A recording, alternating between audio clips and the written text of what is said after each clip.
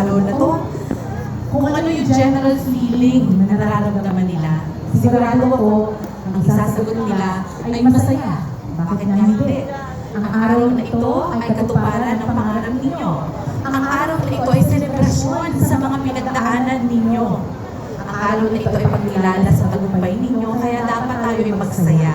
So ibigay natin ng malakas na palakpak ng pasasalamat sa Panginoon sa napaka-espesyal ng mga araw na ito. Dear graduates, batch 2026, you are graduating in a time of global challenges. Nandiyan yung economic shift, nandiyan yung transformation at napakabilis na pagbabago ng teknolohiya, sabayan pa ng mga climate challenges, at pag tingnan mo yung society natin, ang daming mga pagbabago. Ang sabi nila, tayo ay namumuhay sa isang mundo na broken. We live in a broken world.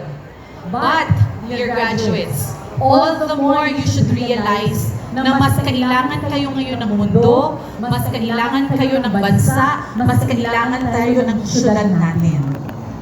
Sa lahat ng mga magkakawas ngayong araw na ito, bilang punong lungsod, gusto kong sabihin nararamdaman namin yun. Thank you for not giving up. Alam niyo, may mga bagay sa buhay natin ang galing isuko. But gusto ko lang na paulit-ulit sabihin sa inyo, ang buhay ay mapanghamon pero makulay.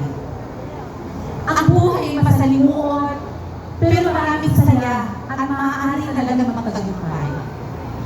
Wala dapat na lugar ang pagsuko.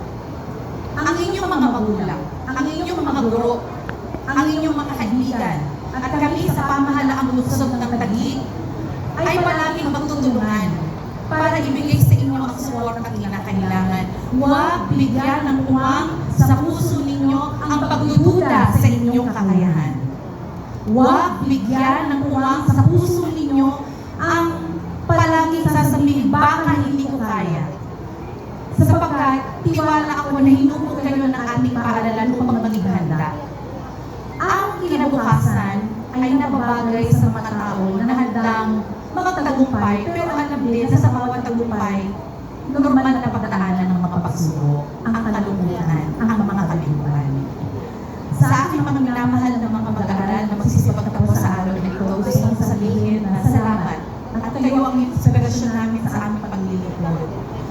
Isa sa mga rason kung bakit ganado kami gumising araw-araw at magtrabaho ay dahil sa kagustuhan naming mga lingkod bayan na mamigay ang suporta sa Department of Education sa inyong mga magulang at sa inyo.